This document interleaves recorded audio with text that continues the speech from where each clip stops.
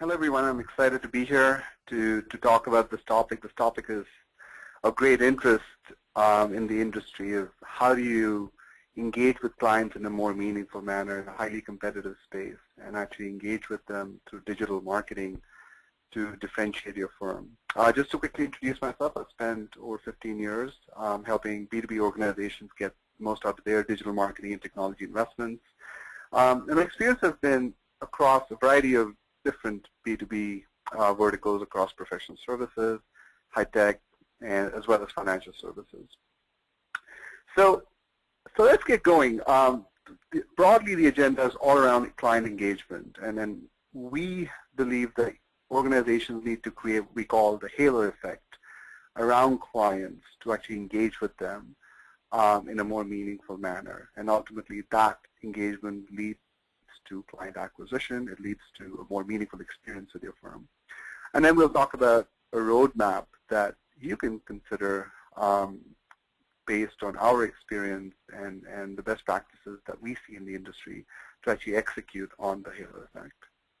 So broadly, across industries, there's this notion of the age of the customer. We truly are in the age of the customer, where the customer is central and the customer drives engagement. The customer quite often is leading the buying journey. And this new client, even in professional services or within law firms, is better informed. Quite often they're starting the buying process. They have access to information. They have access to insight. They can see who the thought leaders are. They're well informed. And quite often they start the process of looking for a firm. And they have many options when they go through this journey. So those firms are engaged with them in a more meaningful manner and engage with them on places where they want to engage. So whether it's through email marketing, your website, social channels, it's not, firms don't decide where to engage with clients. Clients decide where they would engage with you, and you need to be there to engage with them at each touch point. And in this highly competitive space, where it is becoming so difficult to distinguish yourself, your firm, the services and expertise that you offer, the question really becomes, how do you engage with this new client who is better informed, has many more options, and in a space where it is difficult to differentiate to begin with? And if we just continue doing what we're doing, the old school way of marketing, it's not going to work. Things are going to change. Things are changing all around us. And I believe that firms really don't have a choice but to change, but to adopt a new model of engaging with their clients in a more meaningful manner. So let's talk about the halo effect. How can you actually execute on it, and what it is, and actually how will it bring you value? So let's start again by talking about the client, though. The client is the center of the engagement. They come to you with 3 questions. Do you know my business? Have you solved similar problems? And can I work with you?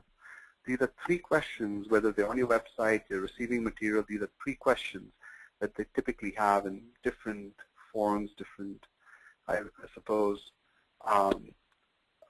breakdowns, etc. But it comes down to these 3 things.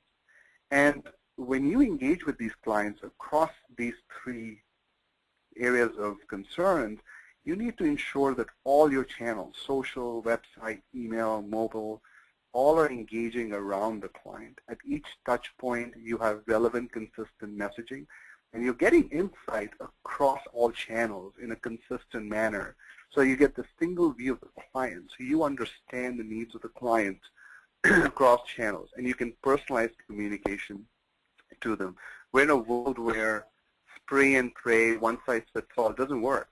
You yourself are consumers of information. You are visiting, the Amazon.coms, you use Netflix, etc. You're used to being delivered a personalized experience.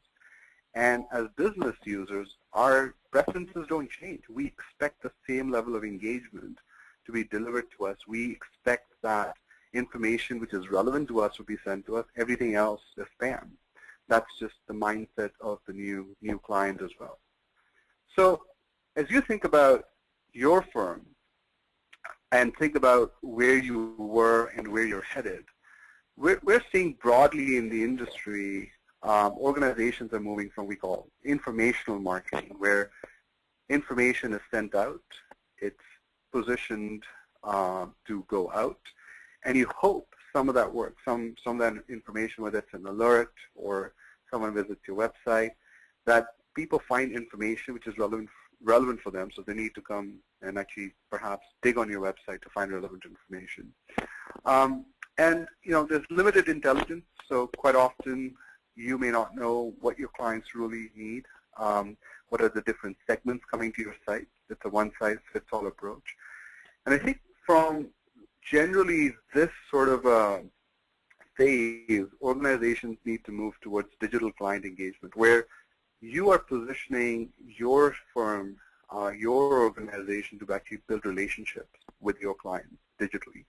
And this is where thought leadership from the firm has to be positioned in front of clients. It needs to be contextual, it needs to be personal, it needs to be relevant. Otherwise, again, it will feel like spam.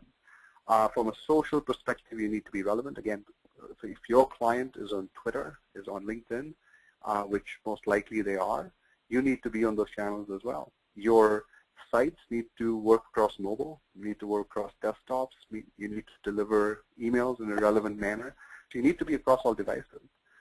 Your marketing needs to become more one-to-one. So if you're sending out email, it needs to be relevant, it needs to be to a particular segment, and you can only do that if you have insight on the client. There's measurement, and there's that focus towards ROI.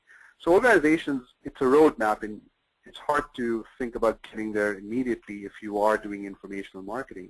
But the idea is to put a roadmap together to really think about how we can start to leverage our thought leadership, position them in front of clients. How can we get that thought leadership across channels, whether it's social, your website, email, etc.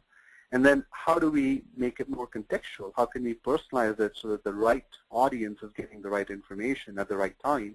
And then how can you measure it so you can continually improve? And ultimately, that's where you will start to engage with clients, differentiate your firm, and really build relationships for your firm so that you can improve client acquisition. And it comes down to those things. It comes down to positioning your brand, creating that relevancy with the client so that when they're on your site, they're getting relevant content and information. When they receive emails from you, it's relevant. When they're on a device, they're getting a mobile optimized website for them. So everything is relevant to that particular client and to their context. And you build relationships with them digitally through thought leadership by nurturing those relationships and enabling client acquisition within the firm. And ultimately, digital enablement, digital engagement has these three pillars that organizations need to focus on across brand positioning, relevancy, and relationship building. So if creating that halo effect, leveraging client engagement, really thinking about driving contextual experience, thought leadership marketing across channels leads to client acquisition. The question is, how do you get there as an organization? How do you approach client engagement? And there are many things you could do. There's 6 categories that we ask our clients to think about. One is really understanding who your buyer is, who the client is, who the inside counsel is, which industries do they belong to, and making the experience centered around those segments. You don't need to segment every single different type of client out there, but you really need to understand who are the different types of clients and what are their needs. All clients don't have the same needs. Then you need to prepare a strategy to really think about what kind of content is relevant for them, what will engage them with your firm, because they will not come to your website if you've offered the best search in the world. If the site looks great, that positions your brand, that's great. But to give them a reason to keep coming back to you, to read your content, to open your emails, you need to have great content. And that content has to be across channels, across devices. And you need to engage with your client in a social manner. You need to have a conversation with that client. And then you need to ensure that you measure that engagement. And you need the right technology to make it all happen. So these are the 6 things you may consider as you think about how do you improve client engagement. How do you really move from informational marketing to driving digital client engagement. So let's talk about the buying life cycle and the contextual experience. It all starts by thinking like a client. McKinsey, in a recent survey in an article, they mentioned that 50% of client spend is misaligned with client needs. So marketing is executing all these activities, but the question really is it aligned with the client's decision journey? Is it really going to impact anything that the client does with your firm? And that is a huge question. So understanding your client journey is very important.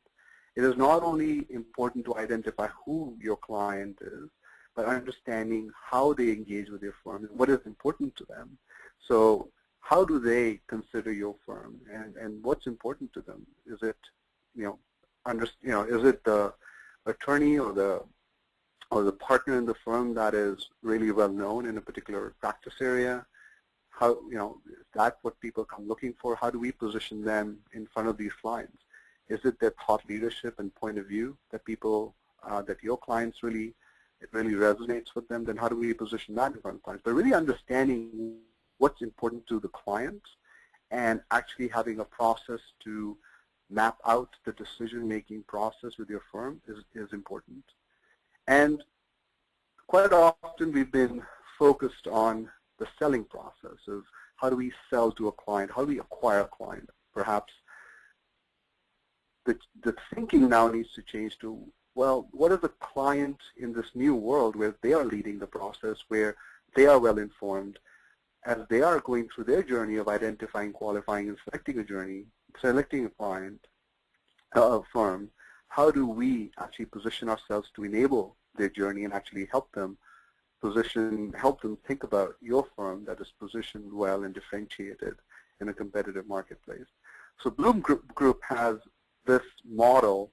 In any organization, it's a simple model where you start to think about how do you identify, qualify, and select a firm, and actually mapping out that journey based on different segments of different industries, which are perhaps there's a 20-80 rule with your firm, and understanding across their buying journey what is the different criteria that's important to them. As they come to you, are they looking at the bio pages? Are they looking at their point of view? Are they considering other issues in the industry where they need help?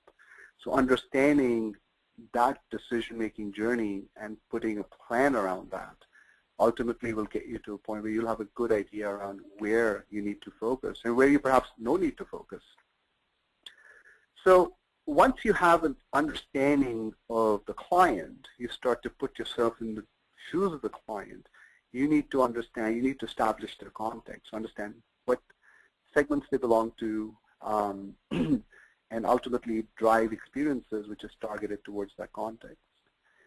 And if you can get to a point where your email communication, you're sending the right message to the right person at the right time, whether it's through email or when they come to your website, you can give them contextual information, or even through your social channels, you will find that your clients, your prospects will engage with you much more than if you were to just spray information towards them and hope that some of that sticks. So context is important, and collecting that context in a single view through analytics, etc., is very important for you to understand who the buyer is, how you can segment them, and then how you can actually target them with relevant information. Some of this context is supplied by whoever, for example, someone visits your website, they register for some information, they supply information to you. So you know that this individual belongs to a particular industry, they're interested in a particular type of issue.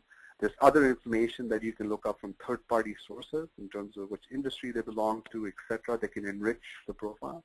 And you can build some of this context that you can use to then actually build a model to target the client with relevant information.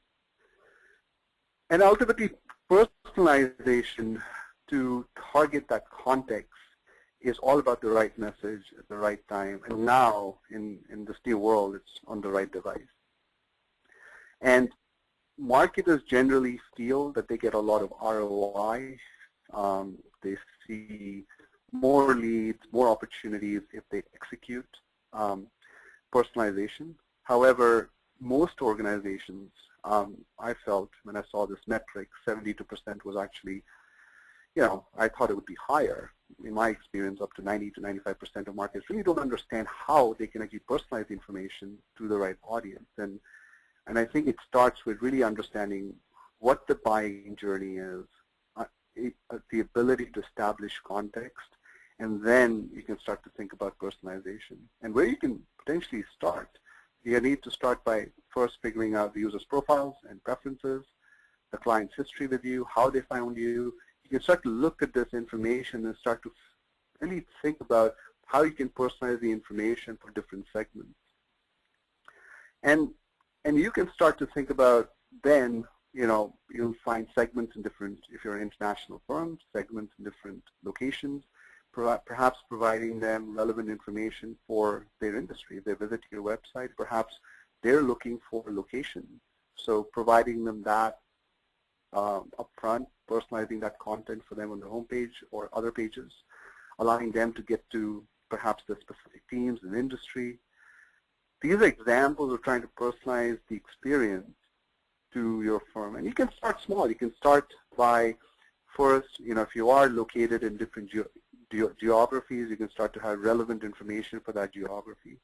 You could start to then, for different industries, you could start to look up the IP of the client coming to your website and personalize some of the content on your homepage, perhaps, or inner pages for that industry. So you can have industry-specific imagery on your homepage, content, perhaps position attorneys who are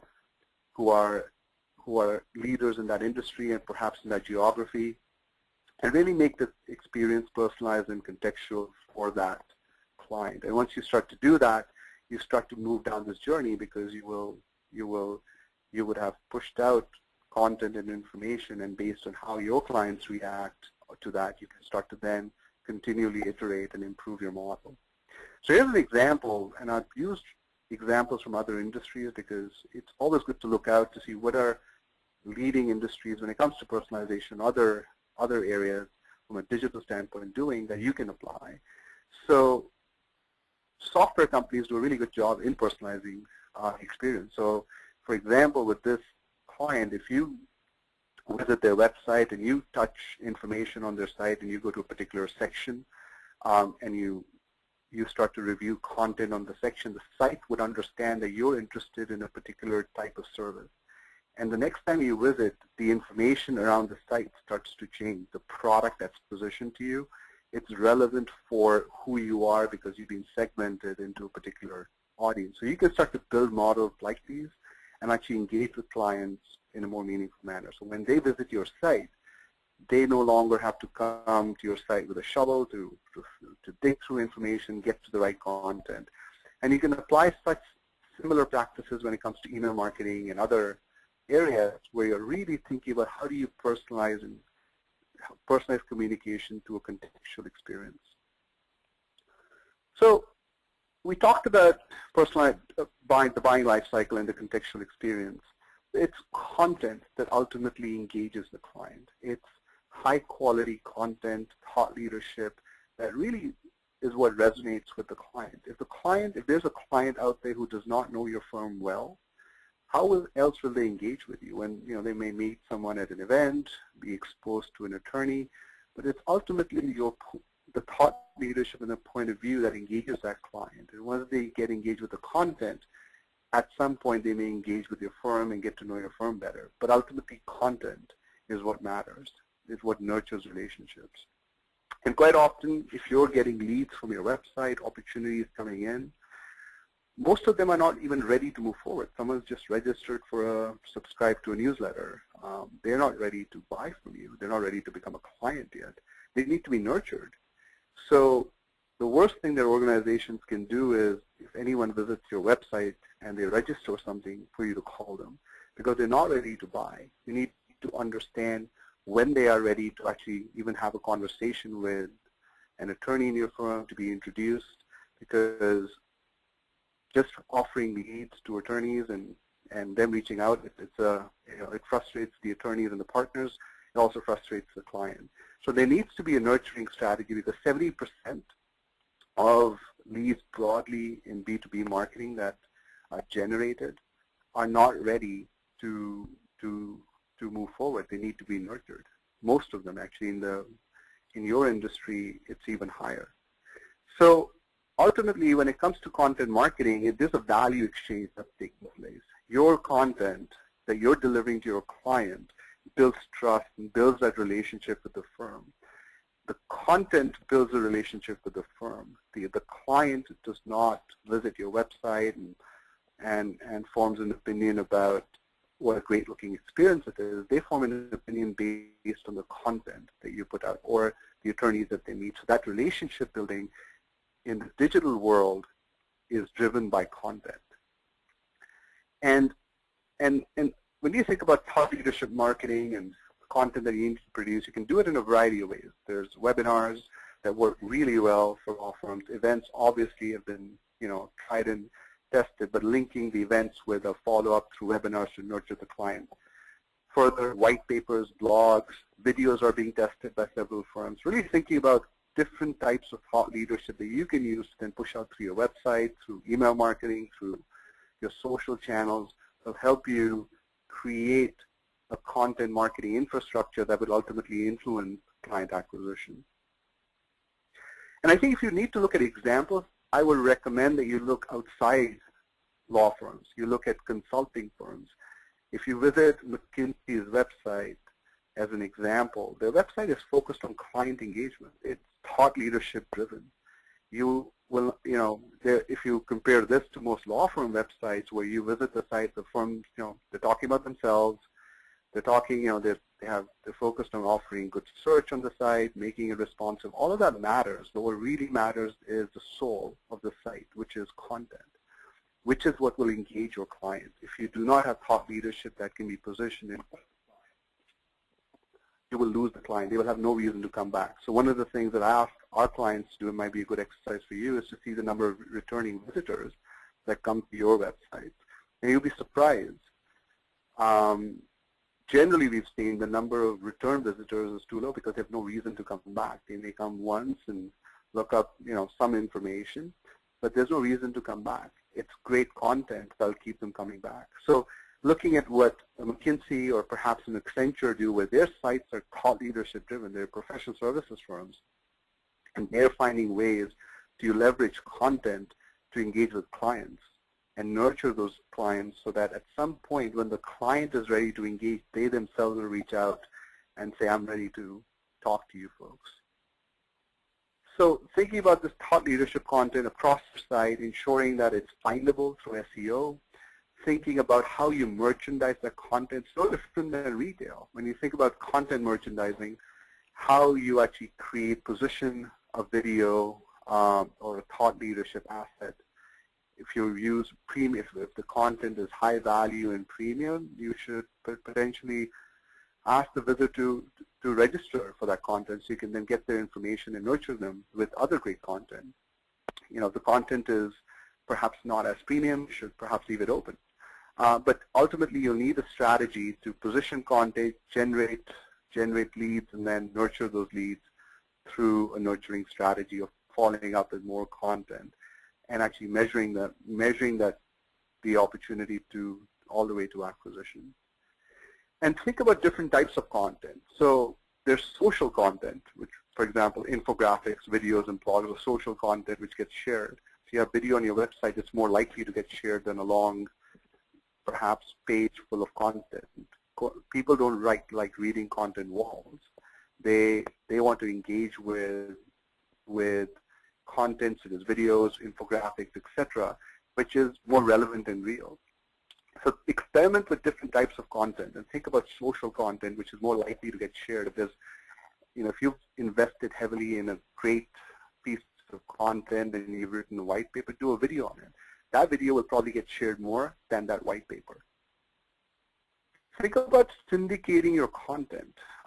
You need to think about a distribution strategy where you are thinking about any and all outlets where this content needs to go out to. So producing great content is the difficult part, but then getting that content out to different audiences and different channels is very important. So thinking about pushing it to your website, pushing it out to through email marketing and alerts, and pushing them out through social channels, mobile, etc., and other channels as well is important. So producing content is one aspect of the strategy. The second aspect of it is really thinking about how do you distribute that content? How do you get it out to the right place so that there are eyeballs on that content?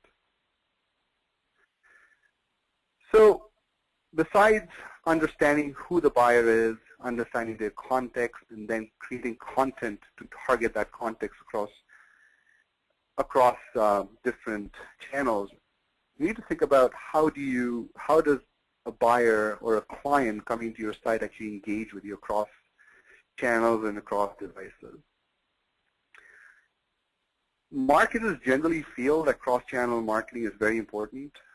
Survey indicated 78% of marketers felt that across channels, whether it's web, email, social, having consistent experiences is important to their business. But very few are actually prepared to execute on that, on something as important as that. And quite often the perspective that marketers have is, we need to engage across channels. So, on our website, our web experience needs to, we need to have a website there, we need to have a mobile-ready site, we need to do email marketing and some social. So it's a very sort of inward way of thinking of what do we need to do, as opposed to thinking about, well, what does the clients do? They're commuting, they're in meetings, they're at, lunch, they're at their desk. At different places, they're using different devices. So really thinking about what channel is appropriate, perhaps at a certain time of day, certain type of content, and so on, is quite important, because you start to really think about the client and how you can engage with them versus thinking about, well, we need to just push out a website, which is on the desktop and a mobile site, etc. But really think about the client perspective. And again, if you go back to identifying your decision journey, identifying different segments, your high-tech clients, for example, are perhaps likely to be more mobile friendly, with perhaps as compared to clients who are in the insurance industry. So it depends on who the client is and what's important to them, and being relevant to that client. So your clients are the ones setting benchmarks around your channels and where they want to experience your firm and your brand. So the expectations are based on the client's need. So you need to think about the website, the email, social, and a variety of other areas from a B2B perspective to engage with clients across channels in a meaningful manner. And responsive design has really become the standard. So if you're thinking about your website, getting to a responsive experience that caters to different devices, different formats, is really becoming the standard. So having experience that caters to all devices is critical in this age where clients are using multiple devices to refer view content. If you're pushing out a thought leadership piece and they can't really read it on their mobile phone, if they try to bring it up, on their way to work perhaps, they may not read that piece at all. So for them, for that client, it's not relevant. It's not engaging, and they may associate that with your brand. So being relevant and offering an experience which is targeted for their context is important. And to deliver across channels, the real challenge really is to understand where your clients are. So perhaps doing a survey of some sort to understand where do they spend their time. Are they really on Facebook? Is Facebook appropriate for you? Perhaps it is, perhaps it isn't. Perhaps Facebook is more appropriate for your talent, the younger generation that's trying to apply for positions within your firm. Providing content on the devices that they use, and ensuring that your outdated technologies are not an impediment to actually drive that type of experience, which is quite often the case. Marketers have good intentions, they want to execute in these plans, but they don't have the technology to support them. So really thinking about how you can actually listen across channels, having the technology to actually get analytics and getting a single view of the customer or your client, engage with them across devices they prefer, so you respond to the experience caters to all devices. And then using channels that your clients prefer, so allow them to tell you if they want to receive emails from you or not, and if they do, target only relevant information. For example, some law firms are getting clients to opt in for different types of information so that when they receive content from the firm, it's relevant to their needs. So the key takeaways have been sort of covered. Thinking about which channels are most effective for you and your firm, which ones lead to conversion. Again, if you have true cross-channel analytics, you would be able to see the data that a client came in and became a lead, and then through the CRM, they were closed at some point in time. So you would see perhaps we hear stories of, well, Twitter is really great for engaging with an individual. We don't see how it really translates to acquisition, but our website, we can truly see if someone's spending time on our website and reading content on the site, we can see how it's actually leading to acquisition. But it's all related, so understanding what channel is better for what type of information is quite important. Social engagement cannot be overstated. Law firms are using LinkedIn. We all know that. Twitter is growing in popularity. Actually, Facebook, believe it or not, is growing in popularity. But we should not forget other social channels like YouTube. YouTube is a social channel. If you're producing videos, putting your videos out there on your own YouTube page will give you significant, perhaps, views, but also that content will be shared on Twitter, Facebook, and LinkedIn. So really thinking about all the channels which are important to you, and firms, LinkedIn, Twitter are important. Facebook and YouTube are becoming more and more important. Facebook, especially for younger talent, to engage with them appropriately. I think one of the important things that if you want to really start with social, the first thing that organizations that we recommend do is have a listening strategy. Just listen to what clients are saying on topics, on your firm, etc. There are tools which actually cost very little, and you can set these tools up, and they'll produce reports for you that should actually make their way up all the way to at some points to even the partners in the firm to really give them a sentiment of what people are saying about your firm or the topics that your firm can really influence in the industry.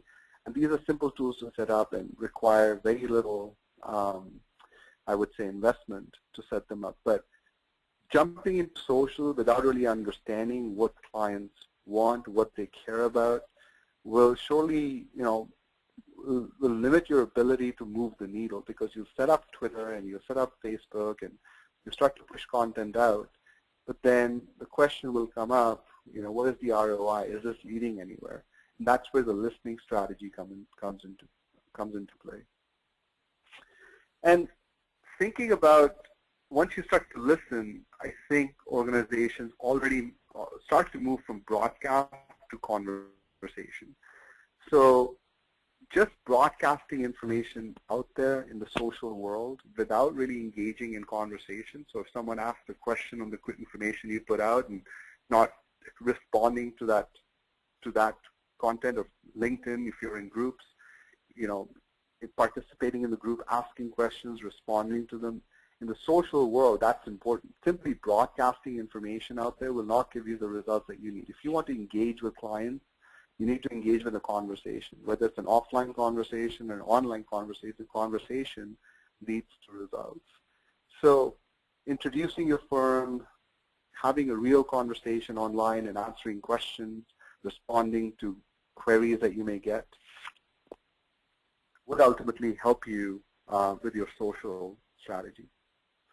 We're seeing different firms do a variety of things from a LinkedIn perspective. A lot of firms are really focused on getting the bios appropriately put up. Others have started groups and are participating in groups.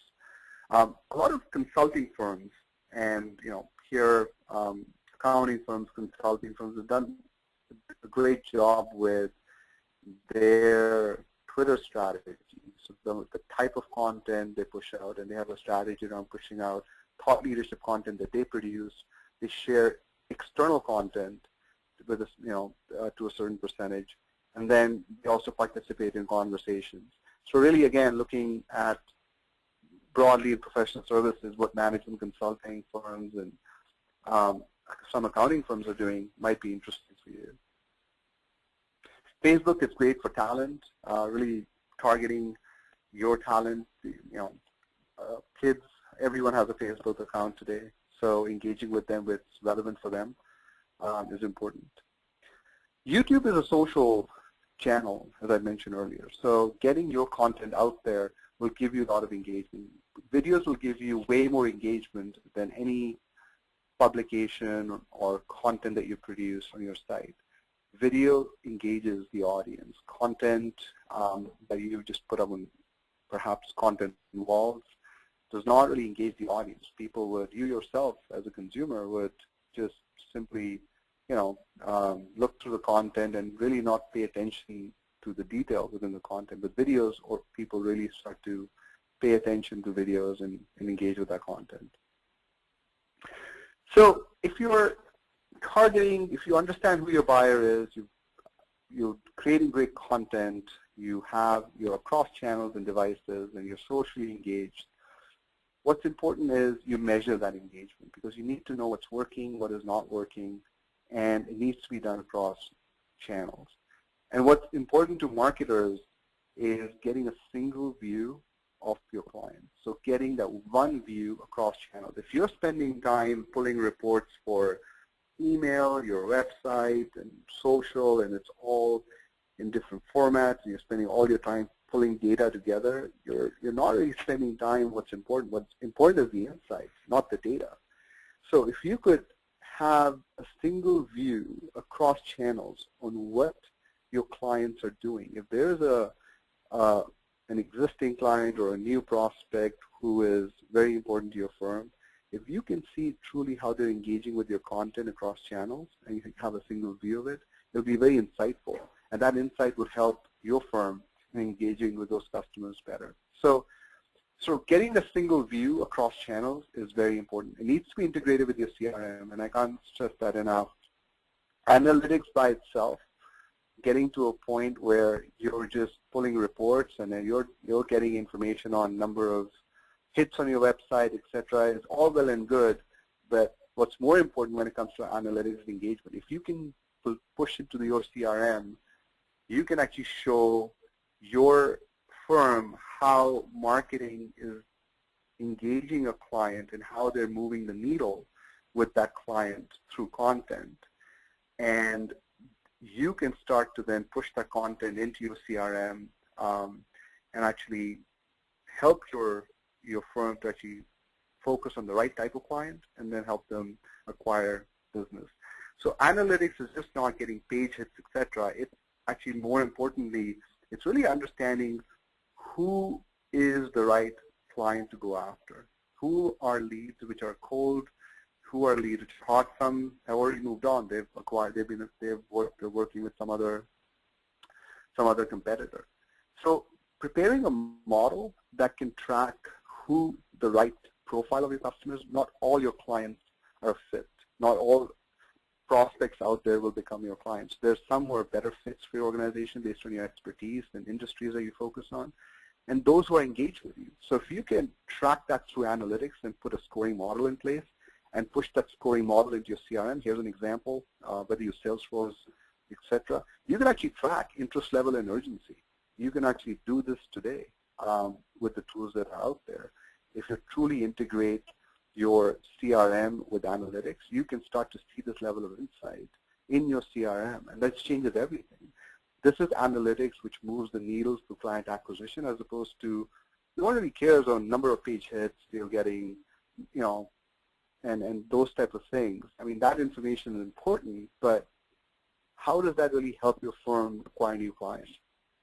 So focusing on creating an engagement model which tracks interest and urgency, for example, can really help you improve how you engage, how you use digital marketing to engage clients and then acquire them by looking at data and such. And to do all of this, you ultimately need the right technology. Without technology, marketing cannot be successful.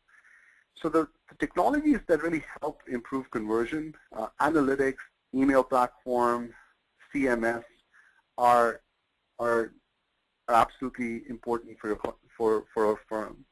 So when you start to think about your clients and how they have awareness and interest about your firm, whether you do events, you're sending emails through SEO, they visit your website, and they learn about your firm, they actually assess if you're the right firm to work with, they actually engage with your firm, and then they actually grow an account with you folks. Your assets across the website, analytics, marketing automation, CRM, all need to work closely together in an integrated manner to move the client down the life cycle from awareness to engaging with your firm. They're engaging with attorneys in the firm, but still they're receiving content from marketing. They are using that to validate and justify if you're the right firm to work with.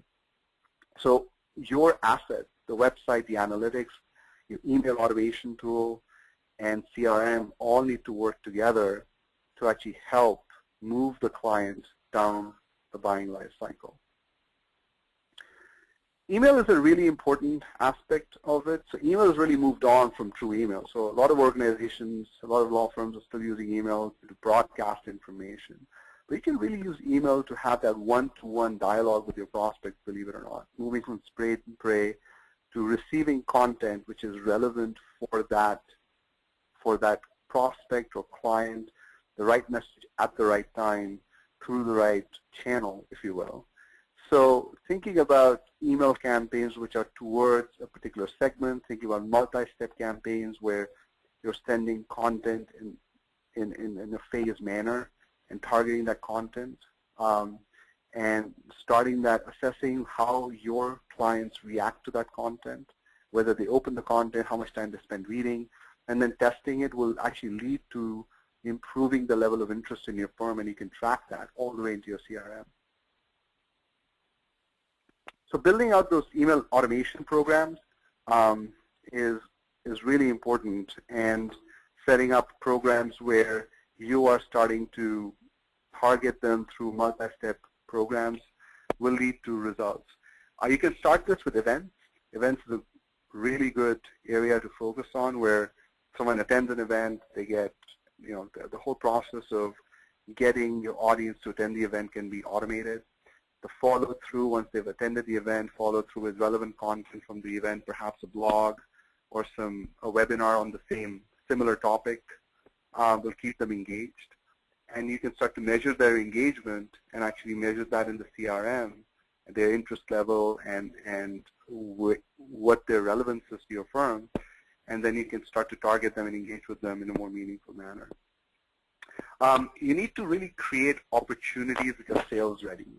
And this is just an industry-wide term, sales ready leads. Sending leads to your attorneys or through business development really serves no purpose. You need to get them to a point where they're sales ready. So you can do that by having a scoring model. You can start to nurture prospects when they register on your website, send them relevant communication, measure that engagement. And when they're ready, you can track the fact that they're sales ready and move the status to then have your attorneys reach out to them or connect them to your attorneys through a digital medium. So in conclusion, we talked about how do you engage with, how do you understand who the client is, create the right content, how do you engage with them across channels. You would have seen how social is an important aspect of client engagement, and how do you then measure that client engagement to ultimately get to a point where you can help your firm acquire clients, and then how do you have the right technology to engage with the client. So those are some of the elements that you can consider as you think through your journey. And again, if you are doing simple informational marketing, it's about a roadmap. It's about thinking about what's the next step. In the next 3 to 6 months, where do we focus? And then after that, once we set up perhaps great measurement, great analytics, then we're really understanding what different segments of of buyers and clients are coming to our site, what type of information are they consuming, there's some trends that we're seeing. Then you can start to think about, well, how do we then personalize the experience for them? So personalized email, personalized website, personalized mobile, and then how can we engage with them? How do we create that get that great content in front of the clients with thought leadership, marketing, etc., and actually start to move the needle? And then how do we get all of that insight into the CRM so that it can be used to actually acquire these clients? So really asking those questions and putting a plan behind it is what would lead to success. I think we're at a point now where informational marketing, the spray and pray, is not working. Clients are inundated with emails. Just think about the amount of communication that you get in your workday. And it's no different for your clients. So being relevant, sending what's important and only what's important, and understanding who they are is where you will start to engage with clients in a more meaningful manner and create that halo effect. So with that, I'll open up for questions. Are there any questions? Yes, Rahul, we do have a lot of questions, but we'll only take a few of them right now, and we'll get back to the rest of them after the webinar via email. Sure. The first question is, how do we get to a single view of the client? That's a great question. I think it all starts with that. So one of the things that simply I would recommend is most of you have your websites running on a CMS, and you have a CRM system, and you have some kind of an email tool. You have to ensure that they're all integrated, and the analytics that you set up is stacked to track email, the website, mobile experience, and it actually can even get the social data in there. So just instrumenting the tool to track all of that insight will hopefully get you to a point where you're getting a single view of the client. So you can see across channels what different segments of users are doing. And once you get to that point, you start to see the trends. And once you see the trends, through a demand generation program, you would start to see clients who register for information. They would go from an unknown visitor to a known visitor, and you would start to see for a particular client who's known, or you've looked up their IP in your analytics, you can start to see across channels what are they doing across your website. Next question. Sure. Next question is, how do we measure client engagement? That's another really good question. I think once you have the analytics set up across channels, then it's just a simple scoring strategy. And you could start with something as simple as establishing which are the different industries that are a fit, or size of client that's a fit for you, or perhaps even geography. And the analytics is tracking that for you. So that, if someone's in the right industry, in the right geography, the right size, they get a high score. And how engaged they are with you. So if they've only visited your website once, perhaps they're not as engaged. If they're a return visitor, they've opened your email, they register for content, they're becoming perhaps more engaged with your firm. So say they've, 3 visits to the site, opened 2 emails, you can give that a score. So you can test that out, but the important thing is you would differentiate clients against, the clients who are a good fit and who are highly engaged versus those who are not a good fit and are not engaged with your site, where you should not be spending your time and marketing dollars on and engaging with them because they're not a good fit. So once you can establish who's a good fit, then you can use that to not only target relevant communication towards them and their context, but also have that information be available in your CRM for your firm to use to actually focus on the right opportunities. And that's where the relationship between marketing and business development and all the way up to the partners starts to change, when they can see how marketing is bringing sales-ready opportunities or impacting the client acquisition process positively. Next question.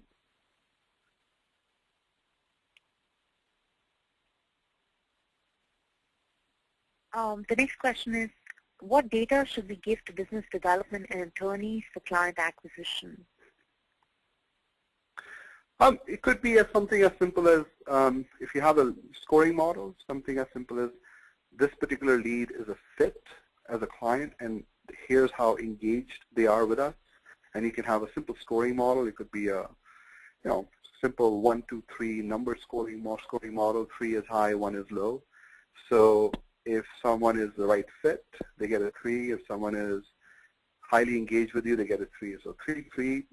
This is where your business development team should be focused on. If it's 1, 1, perhaps that's not the right audience to go after. If it's, if it's the right fit and they're not engaged, so if it's a 3, 1, you can start to nurture them to move them from 3, 1 to 3, 2, so they are somewhat engaged, and then you can start the client acquisition process with them.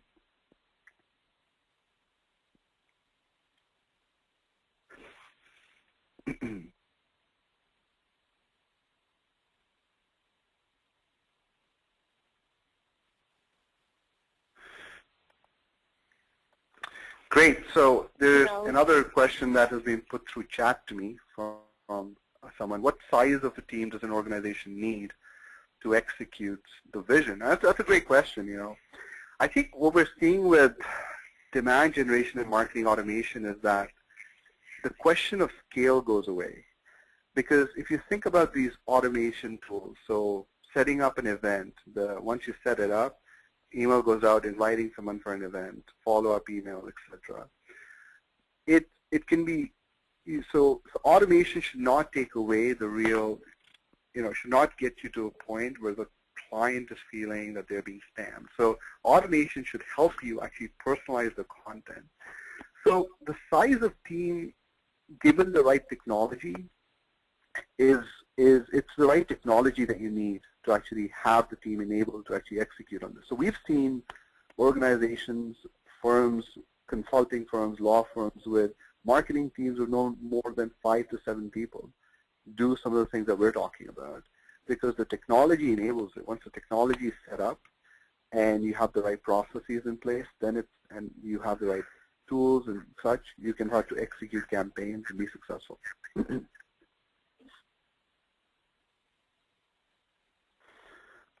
I see another private question that's come in. Is automation a necessary requirement for success? I think if you really want to get to client engagement, you can't really feasibly, as a marketer, engage with every single client on your own in a one-to-one manner. It's not possible.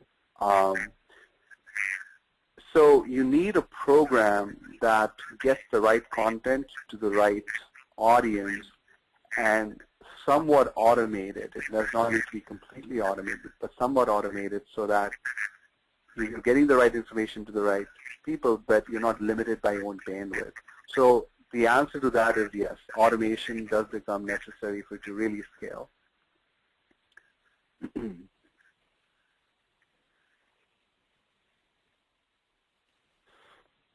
Well, we do have a lot of questions coming in, but since the time is getting over, you'll have to get back to them after the webinar.